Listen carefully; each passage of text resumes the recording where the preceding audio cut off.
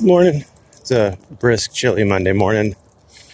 The wool socks are out. It's 49 degrees. That's my tipping point. 50 and up, flip-flops. 49 and below, wool socks. Unless you're living under a rock, you probably have noticed that I had an interview or a discussion with Joe Salvaggio, Chief Joe Salvaggio, last night. The discussion is up on Pound Sand's channel. If I remember, I'll put a link to it in the description. If I don't, it's Pound Sand. Same place all my other discussions have gone up. It was interesting. A couple things of note. Let's talk about lying. Did Salvaggio lie? I don't know. I'd have a lot of trouble accusing the man of lying. He doesn't seem like the kind of man who would lie, but he is the kind of man who would tell you the best spin on it. Did he come in for propaganda? Yes, he did.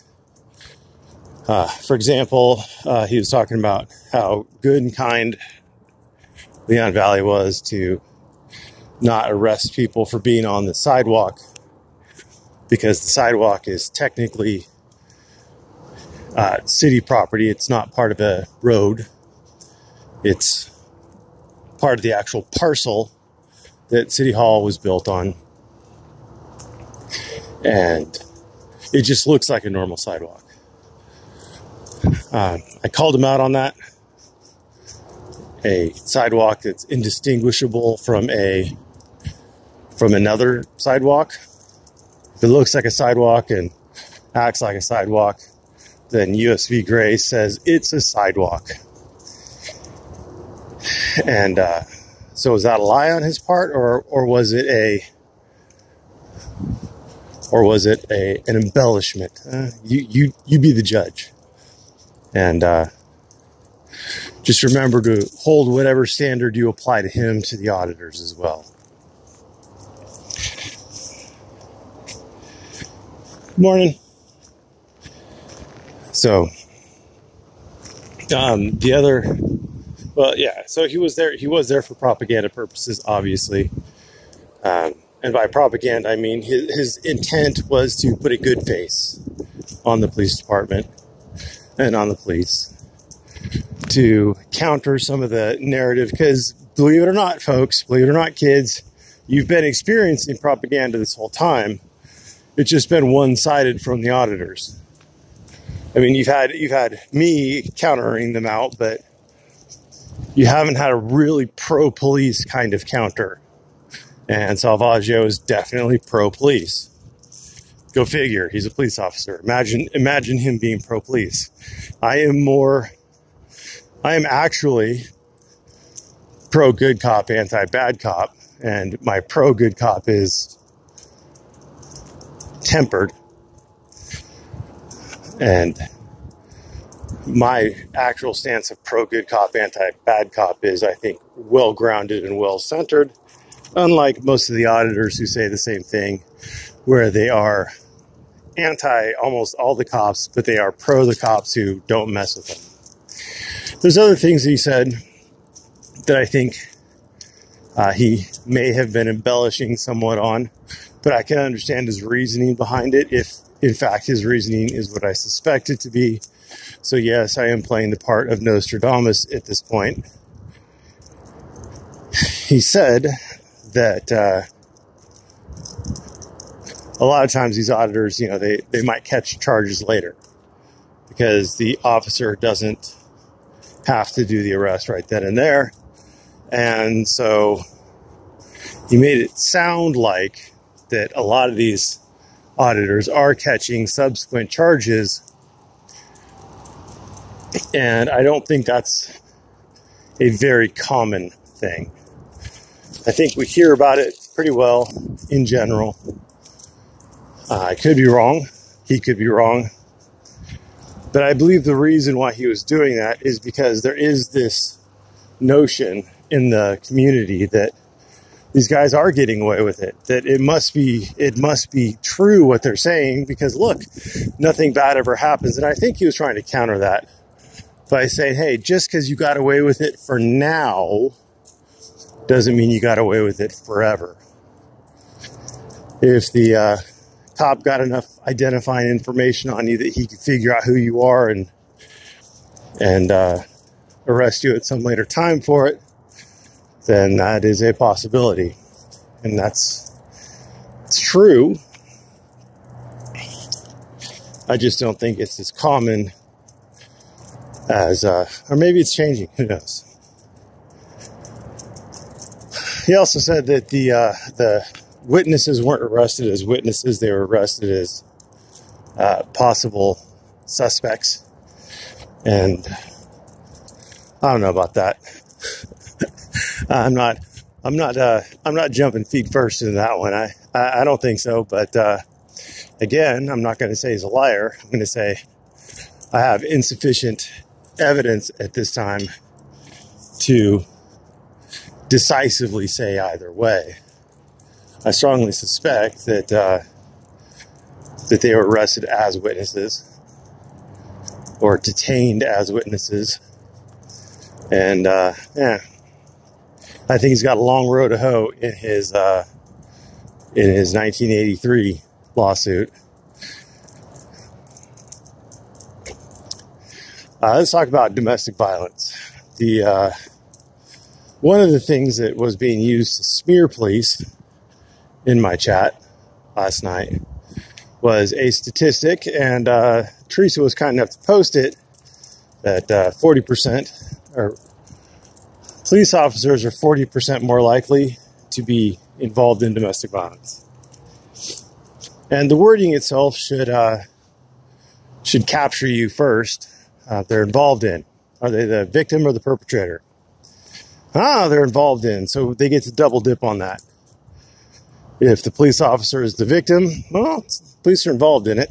If the police officer is the perpetrator, well, then obviously that's what they're intending for you to believe from the get-go.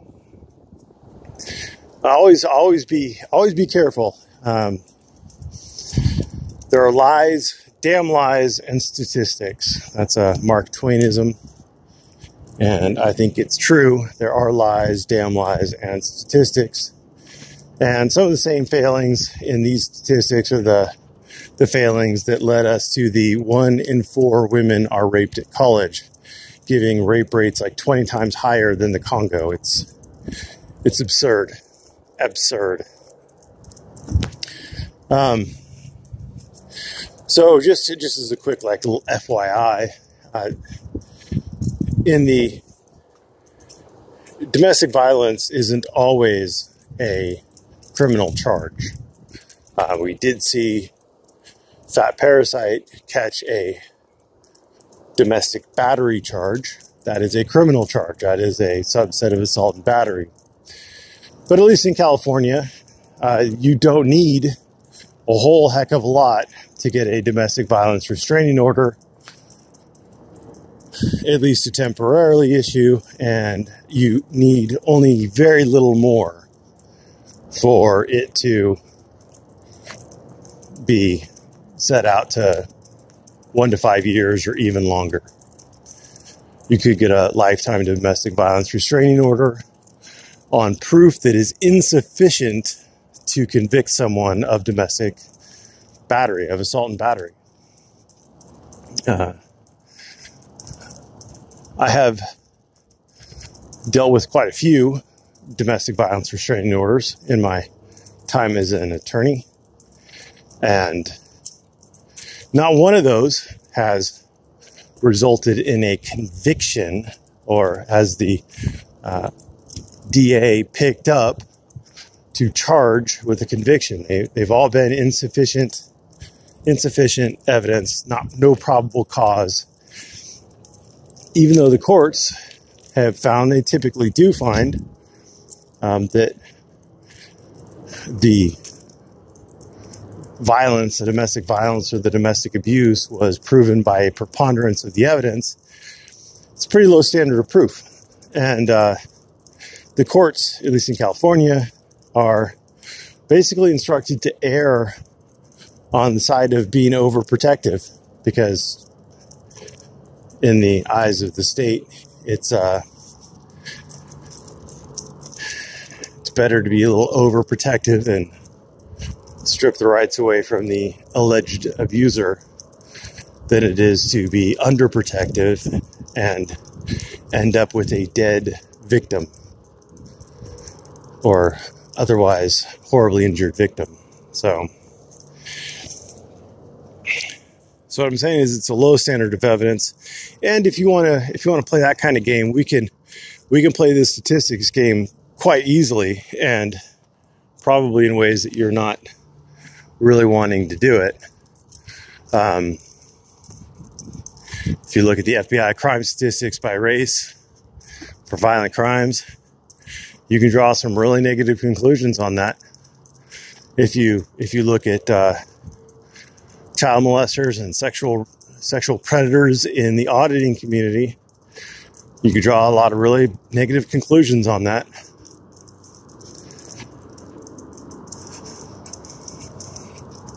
And the people who have relatively clean records or squeaky clean records, I don't know, but they might not appreciate you using that same kind of logic that you're trying to use against the police against them.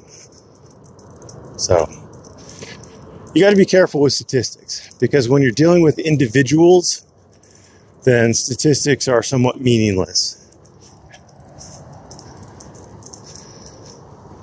Statistics are almost entirely meaningless when you're dealing with an individual. Average IQ rates are meaningless if you're dealing with an individual. Propensity to commit crime, meaningless when you're dealing with an individual. Every individual is unique. You can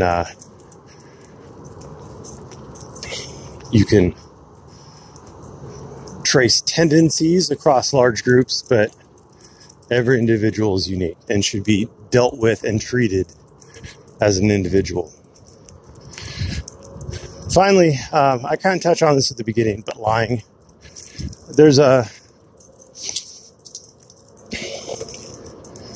You shouldn't be critical of every word someone says, even if they're a known liar. You should look at the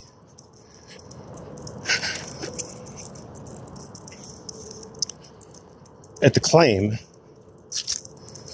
and how extraordinary the claim is. And you should also look at whether or not the claim, if true, is self-serving. So the biggest liar that I know is Earl. Let's say Earl said that he had a peanut butter and jelly sandwich for breakfast. Now, I wouldn't trust a word that came out of Earl's mouth, but if Earl says he has a peanut butter and jelly sandwich for breakfast, that's not a very extraordinary claim. That's a very ordinary claim. I have no reason to not trust it, because even if true, it's not self-serving. But then if Earl said he had a letter from the government or a permit from the governor, let's say he has a permit signed by the governor for him to carry firearms, that is an extraordinary claim. I have no reason to believe that extraordinary claim, because it's extraordinary and there's no proof given. And it's very self-serving. He likes to self-aggrandize. He likes to appear more successful, wealthy, better than you. So there's your little tip on figuring out when to not believe someone. Is the claim extraordinary and presented without evidence? That's step one. And step two, is the claim self-serving? One of the big reasons that I don't accept money, that I don't monetize, even though it wouldn't hurt anybody, one of the reasons why I don't have a GoFundMe, is that all of a sudden would make my claims self-serving.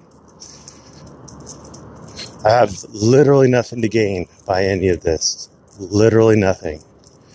And I could point to the fact that I don't make any money off any of this, as proof. So, there you go.